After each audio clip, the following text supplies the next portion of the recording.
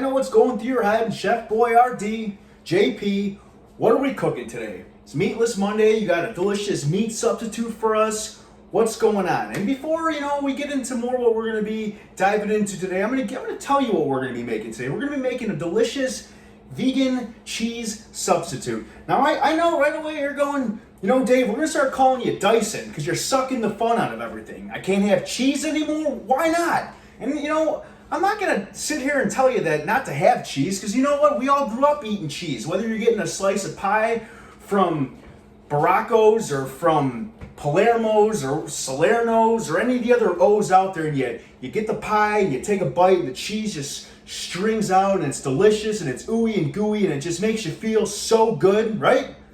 But on the inside it's making you feel all types of bad, because dairy, not the greatest thing. I don't got the nicest things to say about dairy. So what we're going to do is we're just going to flip-flop it. I want you all to have a healthy and productive life where you're not feeling sluggish and you're not getting sick and you're able to do things and you're able to accomplish your goals and your dreams and move forward without feeling sluggish from what you're putting in your body, right? You want to keep that heart pumping. You don't want it to slow it down. And the only thing I'll say about the dairy and especially the cheese is very high in saturated fats.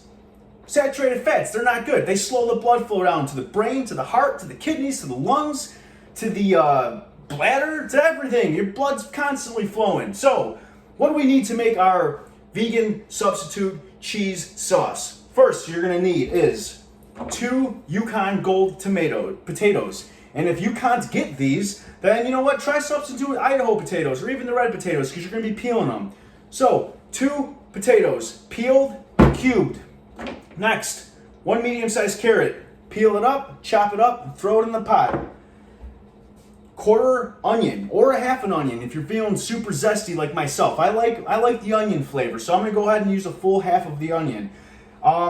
Peel this off, layer it. I'm not going to be boring you guys with boiling vegetables because nobody has time for that. So I got pre-made vegetables already boiled. So far we got 2 potatoes, a carrot, and half an onion. Then 2 to 5 cloves of garlic. Why? Because everyone varies on garlic, and I love garlic, so I use 4. Peel that up, smash it, throw it in the pot with some boiling water, and you're going to let that boil, get the juices going for about 15 to 20 minutes, where you're able to easy as pie, put a fork right through the vegetables and slide that bad boy right back out.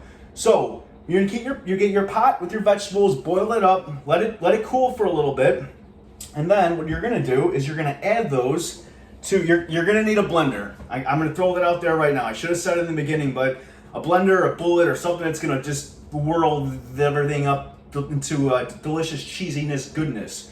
So I'm using the Ninja. I'm gonna go ahead and take a second. I'm gonna scoop the vegetables that are gonna go right in there.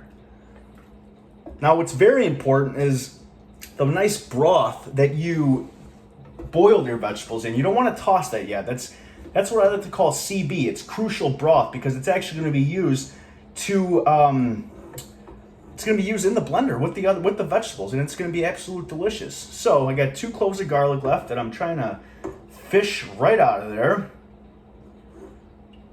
And I got about a pre-measured in there about a half a cup of water right in the pot. And I'm going to pour that right into this little Ninja bullet. Voila, boom. All right, so we got that done. Next we're going to add in here is a 1/3 cup of cashews. About 2 to 3 tablespoons of olive oil. 1.5 teaspoons of salt. And not last, but next to last is my favorite, nutritional yeast.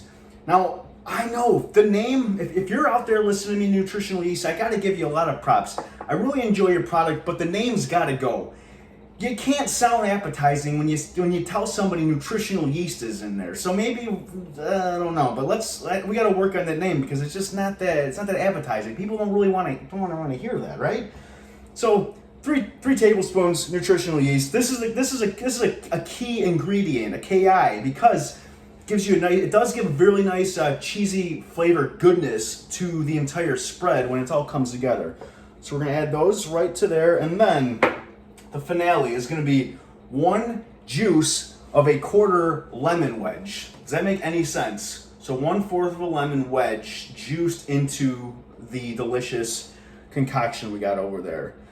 Now what's nice about the lemon is the zestiness, the zang, the pizzazz of it's gonna just dive right into those other flavors of the vegetables, and it just brings it all together in this really nice tangy cheesy goodness. So I think we managed to get all the ingredients. There's a little bit more salt in there. Let me just toss it in there. And yeah, so what we're gonna do is we're gonna just go ahead and secure the lid onto the blender or whatever you're using. I hear Vitamix is our clutch. If you're fortunate enough to have a Vitamix, it probably comes out really good. I don't know. So what we're gonna do is I'm gonna go ahead and blend it. So you're gonna hear a loud, obnoxious sound. That's not my voice, but it's gonna be the blender for the next probably 30 seconds.